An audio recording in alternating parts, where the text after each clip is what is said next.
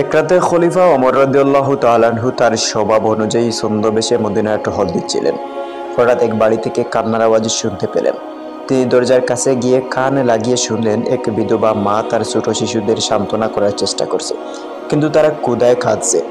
মা তাদের ঘুম পাড়ানোর জন্য একটি হাঁড়িতে পানি নিয়ে কিছু ফুটিয়ে দিচ্ছে, কিন্তু বাস্তবে সেখানে কিছুই ছিল না, শুধু পানিই ফুটছিল। খলিফা ওমর বিন খাত্তাব রাদিয়াল্লাহু তাআলা আনহু বললেন, হে মা, তোমার শিশুরা কেন কাঁদছে?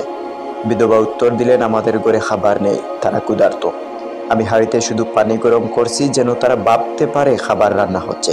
এভাবে ধোঁকা দিয়ে ঘুম পাড়ানোর চেষ্টা করেছি। একথা শুনে ওমর বিন খাত্তাব রাদিয়াল্লাহু তাআলা আনহুর চোখে অশ্রু চলে এলো। তিনি সঙ্গে সঙ্গে মদিনার খাদ্য গুদামে গেলেন এবং নিজ হাতে একটি বস্তা ভর্তি করে আটা, খেজুর, ঘি এবং অন্যান্য সামগ্রী নিলেন। খাদ্য গুদামের কর্মচারী বলল, হে আমিনুল মুমিনিন, আমি কি এটি আপনার জন্য বহন করে দেই? কিন্তু ওমর রাদিয়াল্লাহু তাআলা আনহু বললেন, না, কিয়ামতের দিন আমার বোঝা কি তুমি নিজেই বহন করবে? তারপর নিজ কাঁধে বস্তা তুলে নিলেন এবং বিধবার ঘরে পৌঁছে দিলেন।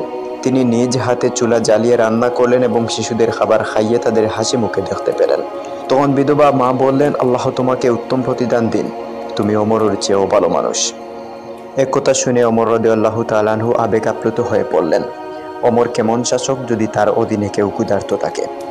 ওমর রাদিয়াল্লাহু তাআলা আনহু সর্বপ্রথম ইসলামের সুশৃঙ্খল প্রশাসনিক ব্যবস্থা চালু করেন। তিনি প্রদেশ ভিত্তিক গভর্নর, বিচারক এবং শাসন ব্যবস্থার বিভিন্ন স্তর গড়ে তোলেন। তার আমলে কোর্ট সিস্টেম ও বিচারক পদ চালু হয়। বিচারকরা সম্পূর্ণ স্বাধীনভাবে ন্যায় বিচার প্রদান করতেন। বায়তুল মাল প্রতিষ্ঠা করেন তিনি নিজেই।